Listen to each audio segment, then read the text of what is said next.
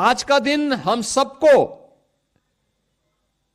उन चेहरों को बेनकाब करने का भी एक अवसर दे रहा है जिन लोगों ने लोकतंत्र की आड़ में भारत के मूल्यों और आदर्शों को अपने स्वार्थ की बलि चढ़ाने का कुत्सित प्रयास किया।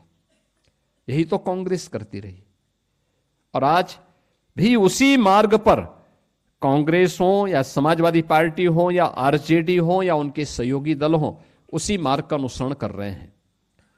कैसे कांग्रेस ने 25 जून 1975 के बाद लगातार न केवल विधायिका को बल्कि न्यायपालिका और कार्यपालिका के अधिकारों को बंधक बना दिया था।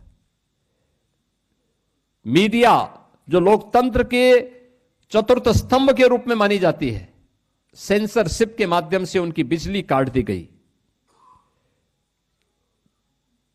उस समय विजुअल मीडिया नहीं था, सोशल मीडिया नहीं था, लेकिन प्रिंट मीडिया की प्रिंटिंग के मार्ग में कैसे बाधाएं खड़ी करने का प्रयास किया था। जनसत्ता के बारे में कहते हैं उन्होंने जो अपनी पूरा संपादकीय कॉलम था ब्लैंक छोड़ा था, विरोध में ब्लैंक छोड़ा था।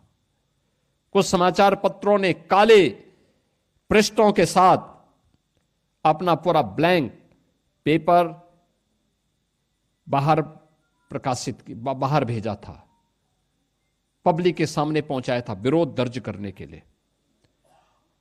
लेकिन उस समय भी बहुत सारे लोग ऐसे थे जो लोकतंत्र के लिए और भारत के लिए अपने आप को समर्पित भाव के साथ कार्य कर रहे थे। 1 लाख से ज्यादा लोकतंत्र सेनानी गिरफ्तार हुए थे, सैकड़ों पत्रकार गिरफ्तार हुए थे, अधिवक्ता गिरफ्तार हुए थे, समाज के अलग अलग तबके के लोग, क्या चिकित्सक, क्या शिक्षक, क्या अधिवक्ता,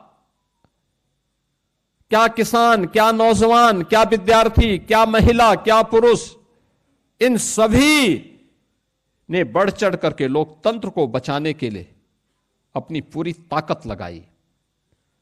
और आज उसी का परिणाम है कि भारत का लोकतंत्र फिर पूरी बुलंदियों के साथ आगे बढ़ रहा है। और अब तो बुलंदियों के साथ क्या भारत, जब हम काले अध्याय, देश के संविधान को कलंकित करने वाले इस अध्याय के 50 वर्ष पूर्ण होने पर इस संगोष्ठी का हिस्सा बन रहे हैं, बहनों और भाइयों, बहुत सारे प्रश्न हम सबके सामने हैं। और प्रश्न वही, क्या उस कांग्रेस को, उस समाजवादी पार्टी को, उस आरजेडी को, जिन्होंने संविधान का गला स्वयं घोंटा था और जब भी अवसर मिला परिवारवाद के लिए, सत्ता स्वार्थ के लिए संविधान का गला घोंटने में किसी प्रकार की कोई कोताही नहीं बरती, क्या उनको संविधान की दुहाई देने का कोई अधिकार है या नहीं है? और बहनों और भाइयों, अगर नहीं है तो यह प्रश्न जनता के द्वारा इन लोगों से पूछा जाना चाहिए, किस मुंह से यह संविधान की दुहाई देते हैं? जब इनको अवसर मिला था तो इन्होंने स्वयं ही उसका गला घोंटने का काम किया था। लगातार बाबा साहब भीमराव अंबेडकर के संकल्पों को तुषारपात करते रहे, लगातार ये लोग उन कृत्यों को करते रहे। और आज ये लोग बाबा साहब भीमराव अंबेडकर की या संविधान की दुहाई देकर के आंखों में धूल झोंकने का काम करते हैं।